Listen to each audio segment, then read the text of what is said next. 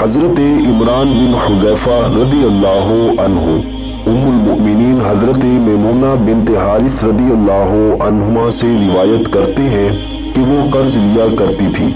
ان کے گھر کے کسی فرد نے اس کو نامناسب سمجھتے ہوئے عرض کیا، آپ ایسا نہ کیا کریں۔ انہوں نے فرمایا، کیوں نہ لوں؟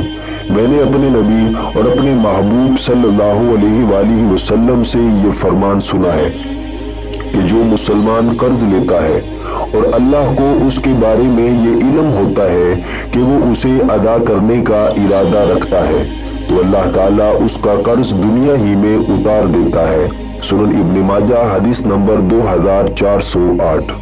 حضرت عبداللہ بن جعفر بن ابی طالب رضی اللہ عنہما سے روایت ہے کہ رسول اللہ صلی اللہ علیہ وآلہ وسلم نے ارشاد فرمایا، اللہ تعالیٰ قرض لینے والے کے ساتھ ہوتا ہے حتیٰ کہ وہ قرض ادا کر دے، جبکہ قرض اس کام کے لیے نہ ہو جو اللہ کو ناپسند ہے۔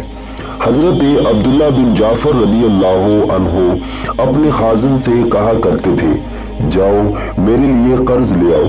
رسول اللہ صلی اللہ علیہ وآلہ وسلم کا یہ فرمان سننے کے بعد میں پسند نہیں کرتا کہ میں کوئی رات اس طرح گزاروں کہ اللہ میرے ساتھ نہ ہو۔ سنن ابن ماجہ حدیث نمبر 2409۔ حضرت صہیب رومی رضی اللہ عنہ سے روایت ہے کہ رسول اللہ صلی اللہ علیہ وآلہ وسلم نے فرمایا، جو شخص قرض لیتا ہے اور اس کا پختہ ارادہ ہوتا ہے کہ اسے واپس نہیں کرے گا تو وہ قیامت کے دن اللہ کو چور بن کر ملے گا۔ سنن ابن ماجہ حدیث نمبر 2410۔